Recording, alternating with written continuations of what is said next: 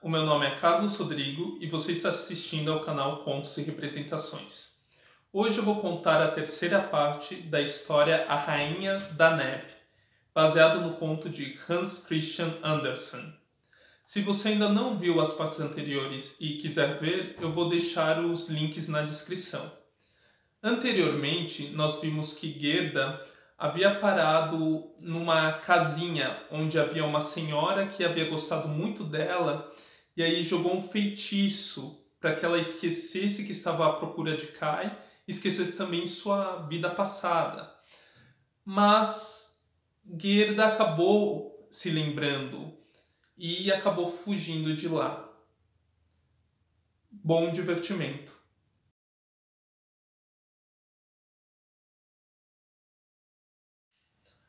A jornada de Gerda continuou. Ela chegou então a uma árvore e se sentou perto da árvore para descansar. Alguns flocos de neve já começavam a cair, de forma que indicavam que a temperatura aos poucos ia ficar mais fria. Apareceu um corvo e Gerda perguntou para o corvo se ele havia visto Kai. E aí o corvo respondeu: eu acho que eu vi ele sim, sim. E aí o corvo começou a contar uma história de uma princesa que ela era muito inteligente. Havia lido praticamente todos os livros e jornais do reino. E chegou um momento que essa princesa decidiu que ela queria se casar. Então ela fez uma notificação real, um aviso para todos, falando que ela queria conhecer um novo pretendente. E aí foram feitas filas do lado de fora do palácio, cheio de homens que queriam casar com essa princesa. Porém, esses homens eram homens que se focavam demais nas aparências, no que os outros, na imagem que os outros teriam deles, e não se preocupavam tanto com a essência. Então eles gostavam de se gabar um para os outros e diziam que iam ser capazes de conquistar a princesa. Mas ao momento que cada um entrava no palácio e via todo o luxo do palácio, começavam a se sentir meio intimidados. E aí quando ficavam frente à princesa, frente à grandiosidade de tudo que viam, se sentiam inseguros e começavam a balbuciar algumas palavras. E frente à princesa só tinham elogios para fazer, mas esses elogios a princesa já tinha ouvido e não estava muito interessada nisso. Então o possível pretendente acabava saindo do palácio, mas do lado de fora voltava a se gabar e falava coisas que elevavam a sua imagem frente aos outros, né? E assim foi indo. Nesse momento da história, a Gerda interrompeu o corvo falando: "Tá, mas e o Kai? Onde ele está? Ele é um desses pretendentes?" E aí o corvo falou: "Calma, calma, eu já chego lá." Então, teve um dia que chegou um pretendente que ele se vestia de maneiras bem simples, mas ele tinha os olhos brilhantes, ele foi determinado ao palácio. E ele entrou no palácio. E aí nesse momento a Gerda falou, né? "Ah, provavelmente é ele, o Kai." E aí o corvo continuou: "E aí ele foi frente à princesa e ele era muito inteligente." E aí a Gerda falou: "Nossa, o Kai, ele é muito inteligente, ele é capaz de fazer contas de frações de cabeça." E o corvo continuou: "E aí ele, frente à princesa, ele falava muito bem. e a princesa gostou dele. Mas ele não estava lá porque ele tinha interesse em seduzir a princesa. Ele tinha ido lá porque ele queria pegar um pouco da sabedoria que a princesa tinha e ouvir ela e seus pensamentos. E aí a princesa gostou dele, ele gostou dela e agora vão se casar.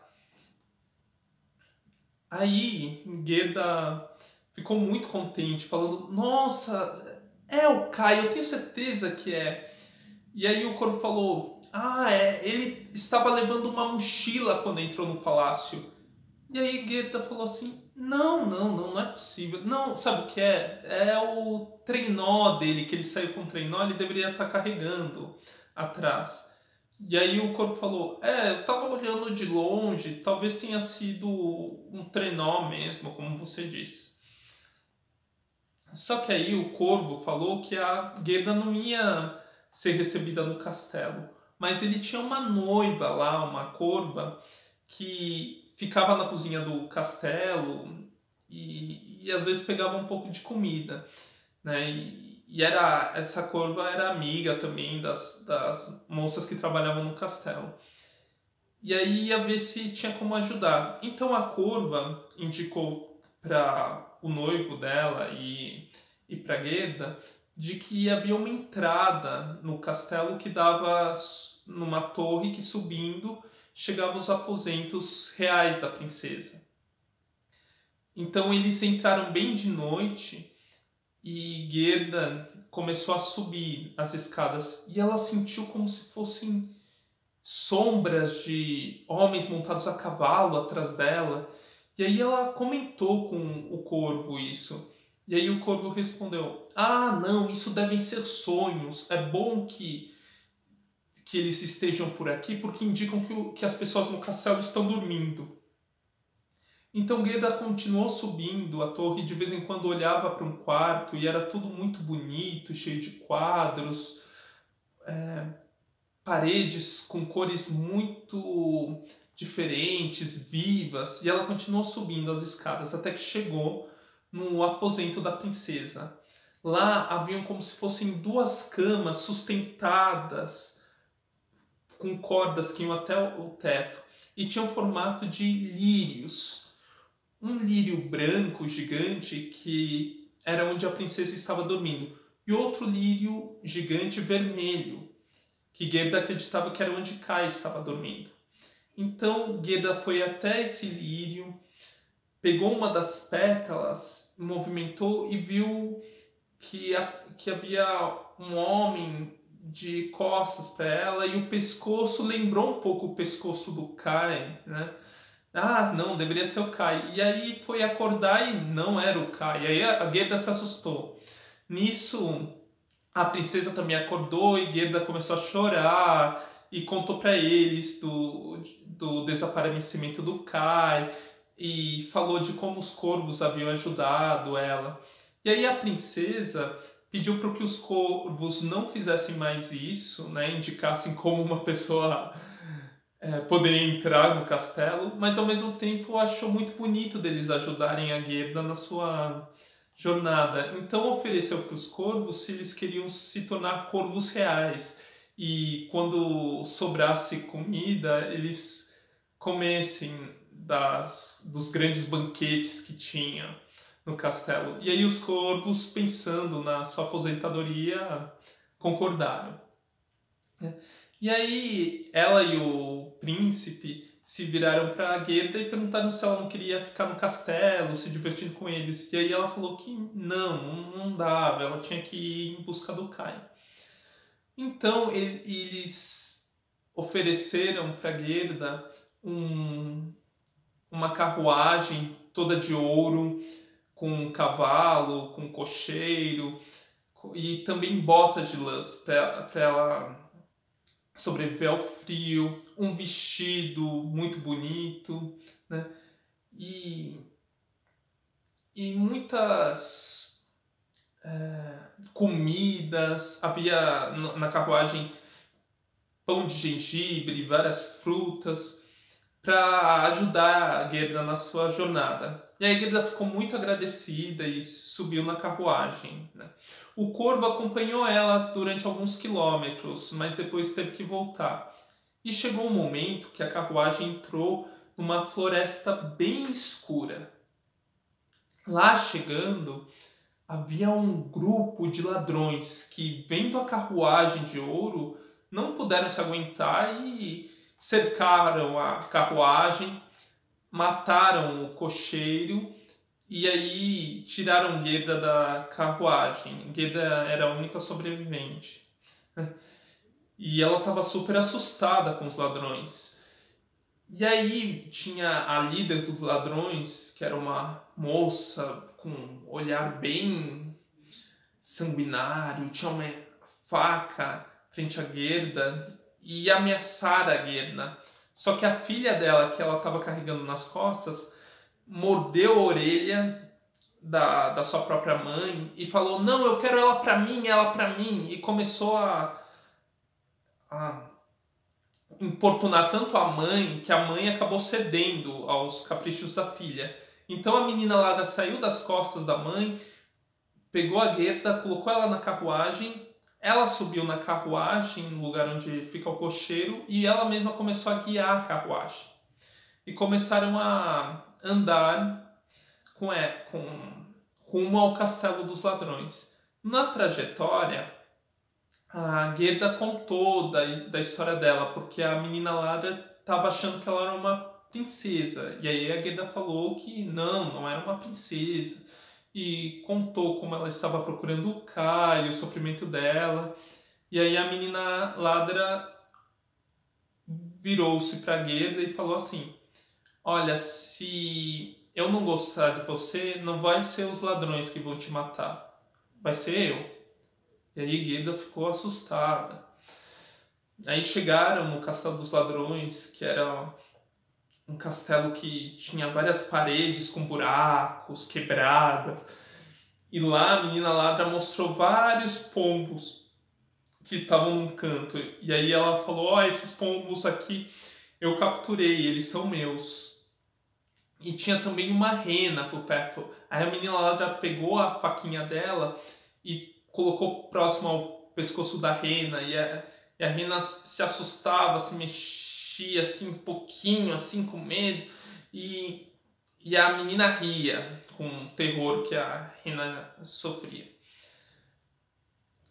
E aí mais tarde chegaram os ladrões e fizeram uma fogueira e dançavam em frente à fogueira. E a menina levou Gerda para um canto para dormirem juntas, sempre com a faquinha dela ameaçando, né? E aí a menina ladra falou para Gerda para ela contar novamente a história dela, que ela não estava se lembrando direito. E aí Gerda contou de novo a história. Então a menina ladra dormiu, e um dos pombos que estavam lá falou pra Gerda, né? Falou: "Ah, então, mas nós vimos o Kai. Ele subiu no trenó da Rainha de Neve e passou por nós. Provavelmente ele foi para Lacônia, que é onde a Rainha de Neve tem uma morada de verão lá." E aí a Rena falou: "Ah, Lacônia, eu conheço bem a região." No dia seguinte de manhã, os ladrões já não estavam por lá e a Gerda contou para a menina ladra o que os pombos tinham contado para ela. E a Rena também. E aí a menina ladra acabou se comovendo com a história e virou para a Rena e falou para a Rena: "Você sabe onde a Lacônia fica?" E aí a Rena falou: Sei sim, eu nasci e cresci na Lacônia." E aí a menina falou: "Ah, então eu vou te soltar, mas você vai ter que levar a Gerda junto com você até onde está a morada da Rainha da Neve." E aí A rena falou que sim, claro. E aí a menina ladra colocou a Gerda em cima da rena e soltou a rena. Então a rena começou a correr. E nisso saíram do castelo, começou a nevar um pouco mais e dava para ouvir os lobos uivando frente à presença da lua. E nisso, no céu, luzes diferentes começaram a se formar, que era a aurora boreal. Então a rena falou para a Gerda: olha, essas são as luzes do norte que sempre estão presentes na terra de onde eu venho.